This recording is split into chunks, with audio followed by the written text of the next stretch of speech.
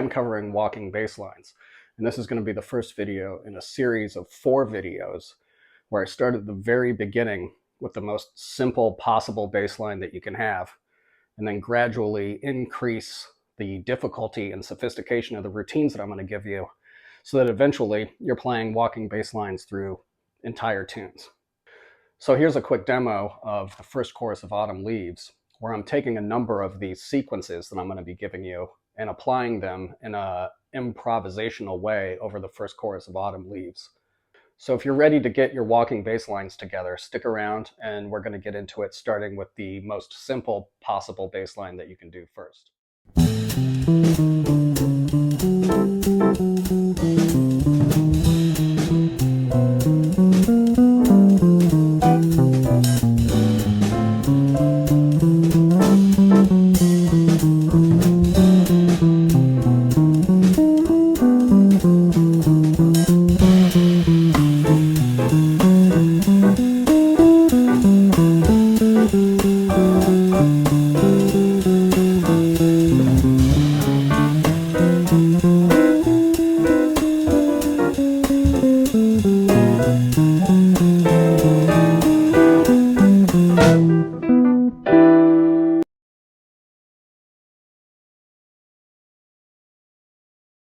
So what I'm going to do is I'm going to start with giving you the basic routine, and then I'm going to do an example where I just run it through a D minor 7, G7, C major 7 chord progression so that you can get the idea of what I'm talking about. The first routine that I'm going to give you, like I said, is the most basic routine you can possibly do, which is all roots. So when we're doing walking bass lines, there's a couple things to know.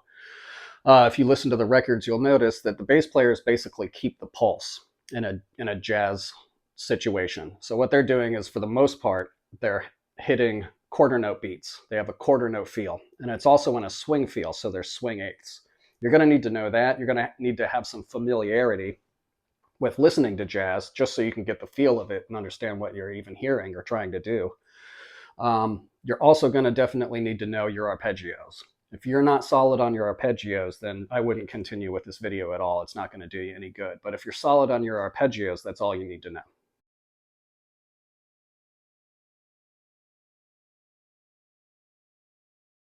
So the first routine that I'm going to do is over 2-5-1 in C major, and it's going to be root, root, root, root. So I'm going to play 4 roots of the D minor chord, approaching the root of the G7 chord, and then approaching the root of the C major chord. And like I said, this is as easy as it gets, so everything just gets more complicated from here. But here's the very beginning. 1, 2, 3, 4.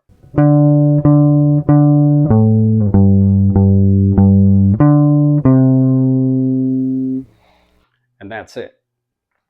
So even though root, root, root, root is really boring, pop music, rock music, basically every punk rock record that was ever made, almost the entire record, not just a measure or a chorus or a song or two, almost the entire record is full of bass players just playing the roots with some kind of rhythm that they play throughout the rest of the tune, some kind of a fixed rhythm, like some kind of a rhythmic riff that they're doing. So even though root, root, root, root is super basic, keep in mind that the point of the bass player is to play the root, because that establishes the chord in the first place so that the rest of the musicians can play other things on top of it. So even though it's super simple, it's also really common. It's also really effective. So keep that in mind. And that's just part 1. So the next one that I'm going to do is root, root, root, approach. And this is when we start using approach notes, which make things a lot more interesting. Here's the rule with approach notes.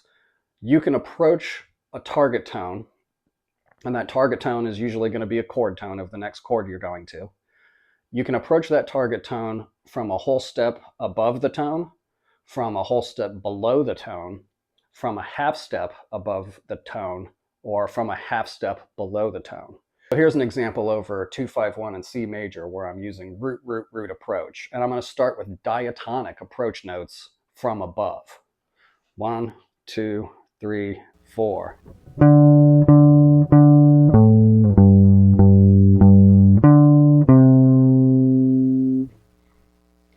So what I I did there was on the D minor 7, root, root, root, approach. And that approach is the note A, which is a diatonic scale tone above our G7. So root, root, root, approach, root, root, root, approach, C. So after I got to the G, root, root, root, the next approach note was the note D, a diatonic scale tone above our target tone C. So one more time. Approach, root, approach, root. And that's the routine.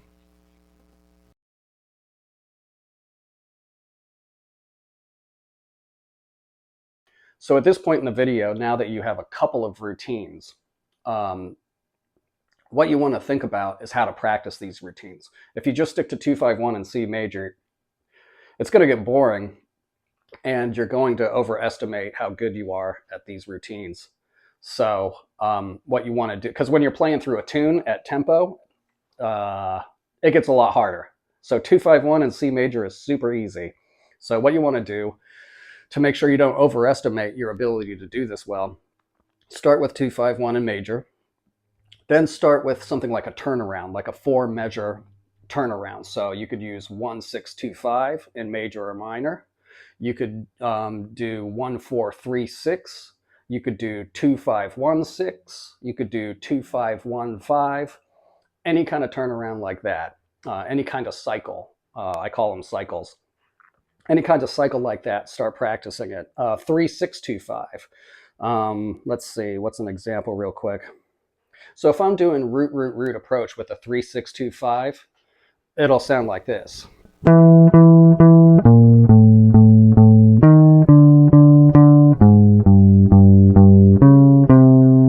So what I did right there in that 3-6-2-5, I did a 3-6-2-5 in C major. So starting on E minor 7, and I did an approach to the 6 chord, to an approach to the 2 chord, approach, 5 chord, approach, 1 chord. Those were chromatic approaches from a half step above. And I don't want to get too far into that right now. I'm just showing you that the development of how you want to practice this stuff. So once you get past like turnarounds, then I would start doing it in a 12-bar blues. And then if you get through the 12-bar blues and that's easy, then take a tune like Autumn Leaves or something fairly easy, where there's 1 chord per measure instead of like a super tight bebop harmonic type of tune. Don't do Donna Lee or something like that. Just, keep it simple. And then go through the whole tune, and then go through the whole tune at an up tempo. Once you can do all of those things with any given routine, then you have that routine down pretty well, and it's time to move on to the next routine. So now I'm going to show you the next routine in this series.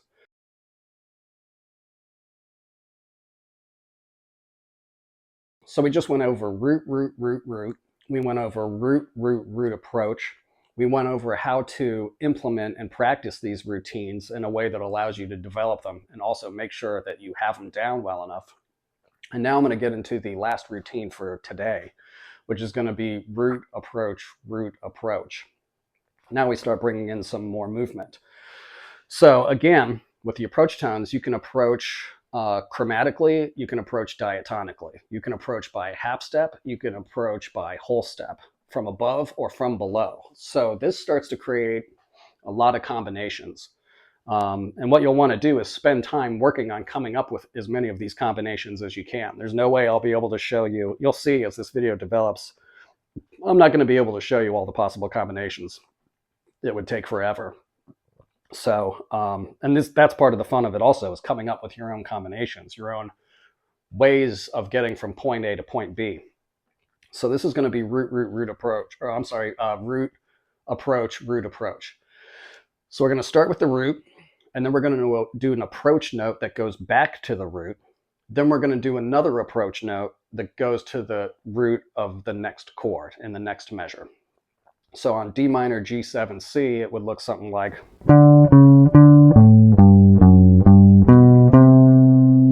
That's one combination. Let's do another one.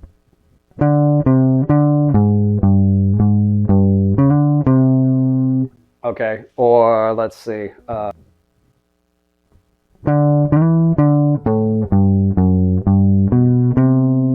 So there's a lot of combinations, and I'm going to show you a couple of different ones right now. So the first one I'm going to do is approaches from a diatonic scale degree above. Let's try that. D, E, D, A, G, A, G, D, C.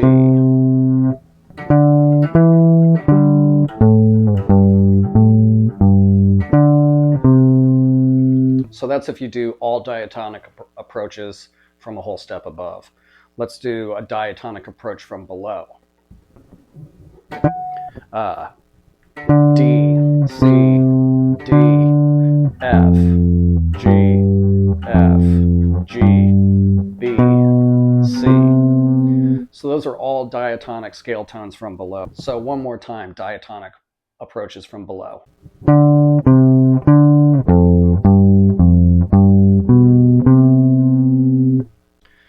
Now I'm going to do a chromatic approach from above.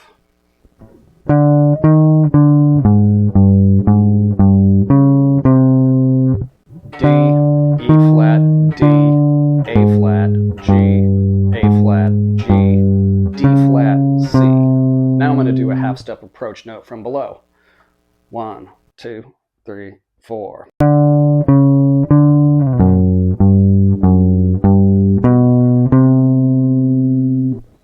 So you'll notice that the half steps from below are chromatic.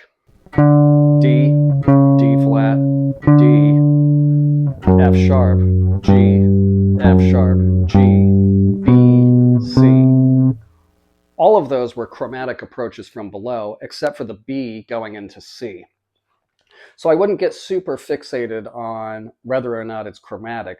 What you're really looking to zero in on is the sound of a half step approach. So you really want to get the sound of going into a chord tone from a half step versus going into a chord tone from a whole step versus going into a chord tone from, say, a leap of a third or a fourth or a fifth or a sixth or a seventh or something like that. Each of these intervals have their own characteristics. So here's a couple of other combinations. You can mix this up any way you want. So we went over the approaches are half step above, half step below, whole step above, whole step below. But you can also mix them up as much as you want. So maybe I'll do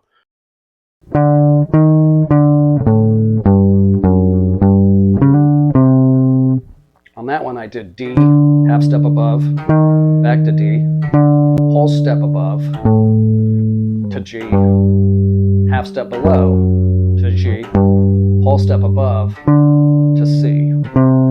But I could have done a half step above C, a whole step below C, or a half step below C. And the same goes for any of the other roots. You can approach them by whole step, half step, whatever you want. So as you can see, we're already starting to get into a situation where there's more examples than I even have time to come up with right now. So there's going to be a lot of exploring and checking things out on your own. So you definitely want to spend time on these routines one at a time so that you can develop them and you can get really familiar and very quick with coming up with possible combinations. And the whole point is that you really want to focus on your ears. This whole thing is about ears and being able to hear what these things sound like a lot more than it's about trying to memorize all of them and trying to mathematically come up with combinations when you're trying to play through a tune. Eventually, you want to play through these tunes doing walking bass lines by ear. So you have a general approach of where you are, you know where you want to go, and everything else is a melodic phrase to help you get there, rather than sitting there thinking about what scales do I need to use, or what routine do I want to use, or do I want to approach it this way, do I want to approach it that way. Your ears need to be making those decisions, not the math. So the math is just for slow motion while you're practicing to figure out the routines and get comfortable with them. But once you get used to them and you get comfortable with them and you play through what I suggested that you play through with the turnarounds and the blues and the full tunes, you'll start developing the technique and the ability to hear this and to be able to play it to the point where you'll be able to improvise through these changes. So next week, I'm going to bring up 2 more routines, which are going to lead to even more examples. So stay tuned for that.